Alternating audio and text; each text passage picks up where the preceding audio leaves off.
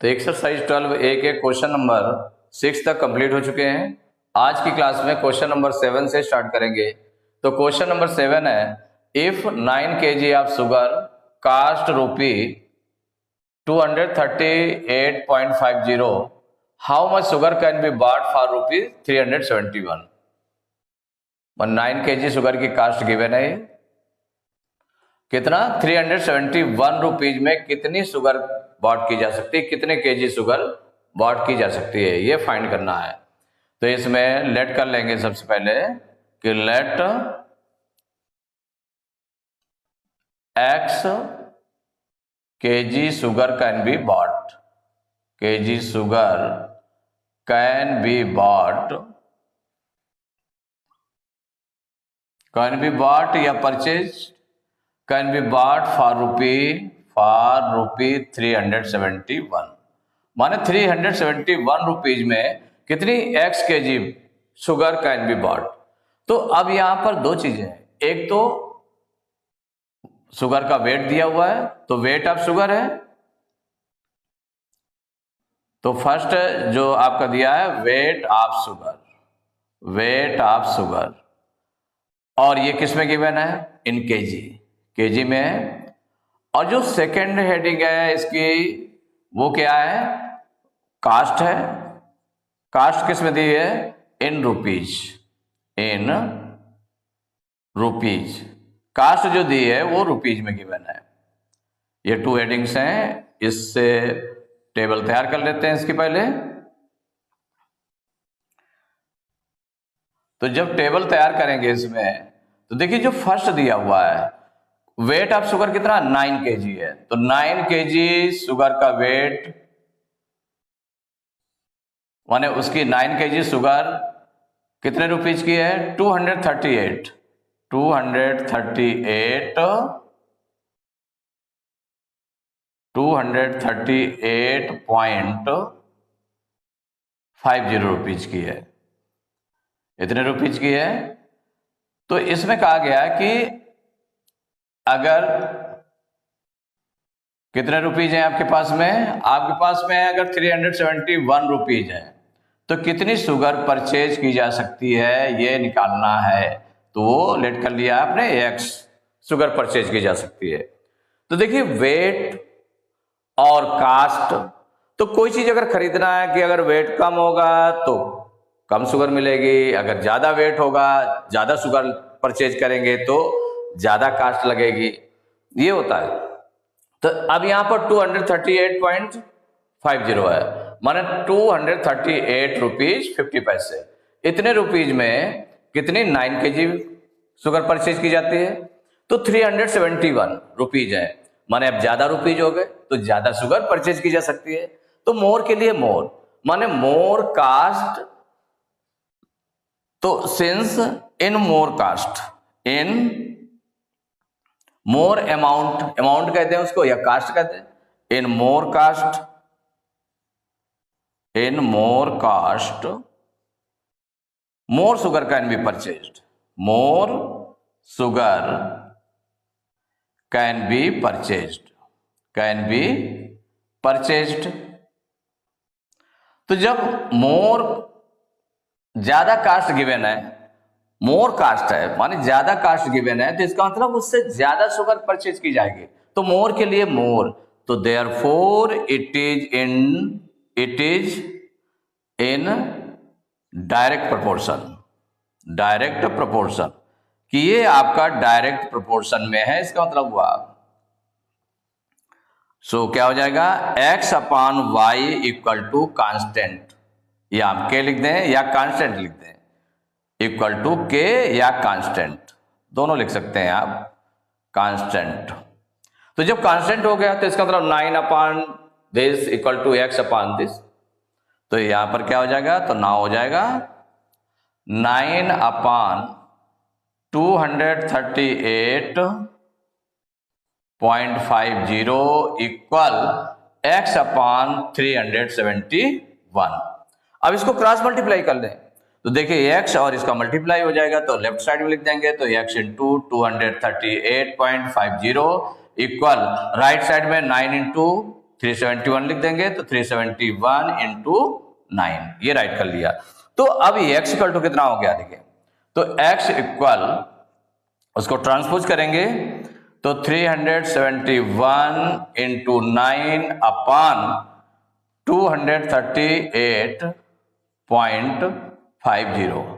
अब यहां से पॉइंट इसका रिमूव कर दें, हटा दें पॉइंट देखिए हटाएंगे, अगर हम पॉइंट इसमें हटा दें तो जब पॉइंट हटाएंगे तो क्या होगा, ऊपर पॉइंट लगा नहीं है, तो इसमें पॉइंट के बाद कितनी डिजिट है, 2 डिजिट है, तो 2 माने 100 का मल्टीप्लाई हो जाएगा, ऊपर कितने का 100 का मल्टीप्लाई, या 2 0 बढ़ जाएंगे, इंटू 100 हो जाएगा, ये बन जाएगा आपका।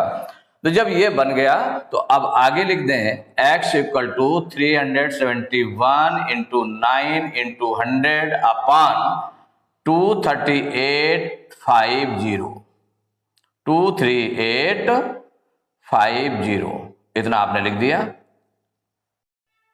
अब पॉइंट इसका हट गया है, क्योंकि ऊपर 100 का मल्टीप्लाई हो गया, माने ऊपर 2 0 लग जाएंगे, पॉइंट के बाद 2 डिजिट है, इसका मतलब 100 का मल्टीप्लाई हो जाएगा ऊपर। अब ये पॉइंट हट गया, यहां 1 0 से 1 0 कैंसिल कर लिया आपने।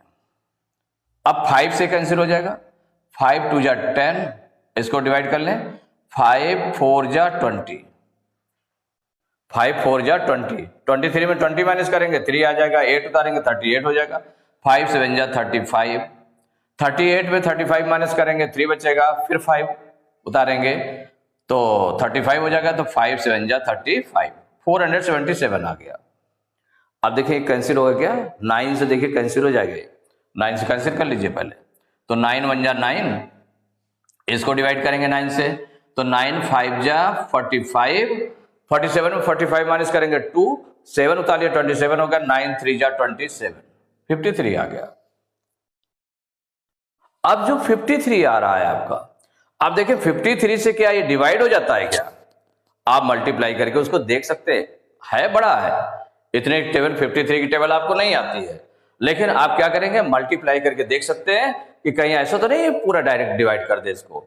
तो 53, तो 5 7 जा 35, अगर हम 7 का इसमें मल्टीप्लाई कर लें 53 में तो कितना आ रहा है देखें, तो 7 3 जा 21 की 1 कैरी 2, 7 5 जा 35 और 2 37, माने 7 टाइम में 53 7 जा 371 डिवाइड हो जाता है, तो 53 1 जा 53 और 53 7 जा 371, क्या बच गया आपका, ये x equal to 7 into 2 means x equal to हो गया 7 2 जा 14, क्या था इसमें शुगर है, तो शुगर किस में रहेगी, केजी में, ये आंसर हो गया।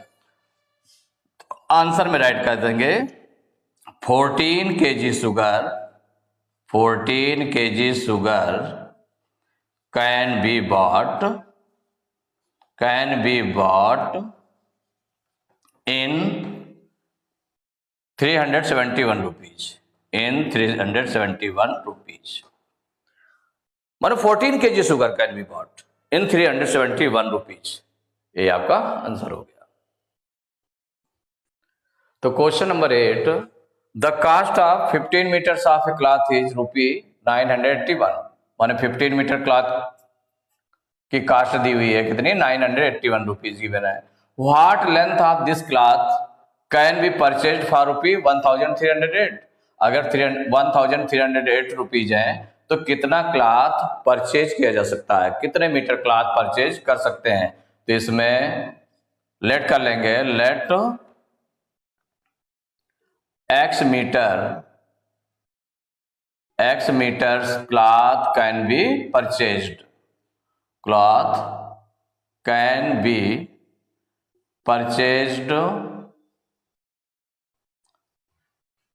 for रुपी, कितना रुपीज है 1308, माने जो 1308 रुपीज है उसमें x मीटर्स क्लॉथ परचेज किया जा सकता है, ये आपने लेट कर लिया। तो यहां पर देखिए क्लॉथ हो गया, क्लॉथ आपका गिवन है मीटर में, तो एक तो हो गया step cloth in metre, cloth in metres given है, मीटर में गिवन है। और दूसरा जो कास्ट है, इसकी जो कास्ट गिवन है, कास्ट रुपीज में गिवन है, कास्ट इन रुपीज, ये 2 हेड्स आपके गिवन है। इन टू हेड्स में जो क्लॉथ इन मीटर है कितना है, 15 मीटर क्लॉथ है, कितने रुपीज का है, 981 रुपीज का है।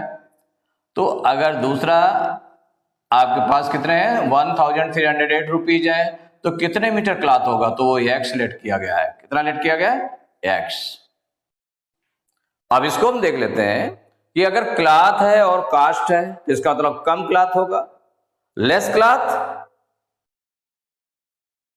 Less cast, more cloth more cost.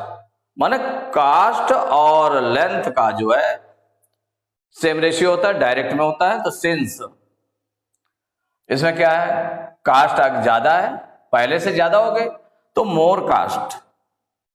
Since in more cost more cloth can be purchased, more cloth can be purchased। मोर के साथ मोर आया, इसका मतलब है कि therefore it is in direct proportion. ये डायरेक्ट प्रोपोर्शन में हो गया, it is in direct proportion. तो जब डायरेक्ट प्रोपोर्शन में हो गया तो इसका मतलब क्या हो गया, so x upon y equal to constant. Constant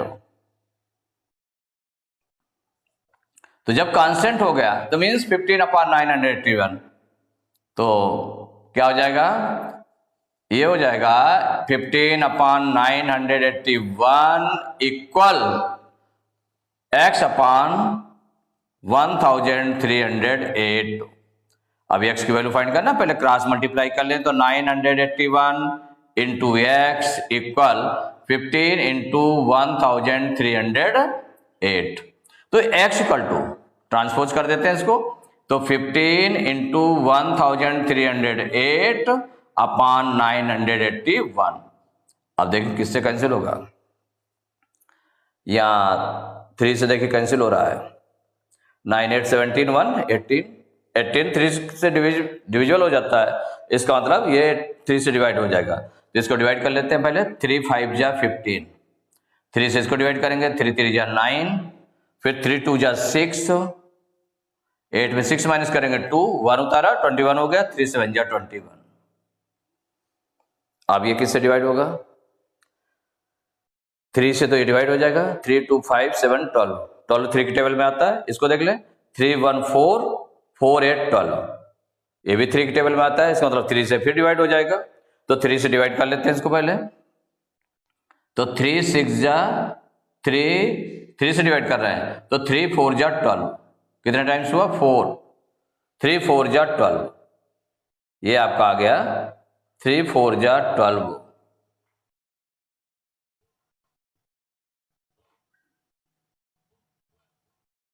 4 times divide हुआ ये।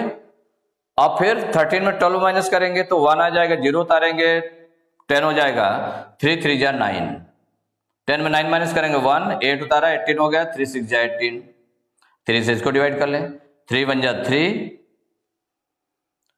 और 3 में 3 माइनस करेंगे कुछ नहीं बचेगा, 2 उतारेंगे 0 बार डिवाइड होगा, और फिर 3 9 जा 27। ये आपका आगे और कर लें, x इक्वल टू ऊपर जो बचा 5 इंटू 436 अपॉन 109। अब यहां पर देख ले, जैसे कि ये बड़ा नंबर है, सपोज करिए बड़ा नंबर है, और ये ऐसा नंबर है कि आप किसी अदर नंबर से डिवाइड नहीं हो रहा है, तो हम यहां पर क्या कर सकते हैं कि इसमें देखें क्या इसकी टेबल में तो नहीं आ जाता है, माने इससे डिवाइड तो नहीं होगा। तो देखिए 10 4 जा 40, 4 टाइम्स, लगभग 4 टाइम्स ज्यादा है।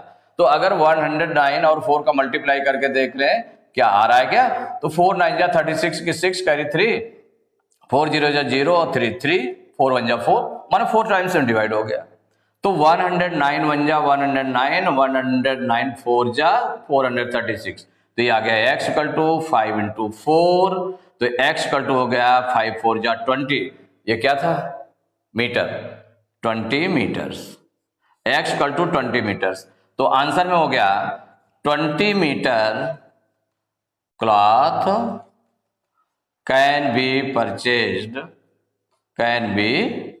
Purchased for ₹1308। ये आपका 20 मीटर आंसर हो गया। तो एक्सरसाइज 12A के क्वेश्चन नंबर 8 तक कंप्लीट हो चुके हैं। नेक्स्ट क्लास में क्वेश्चन नंबर 9 से स्टार्ट करेंगे।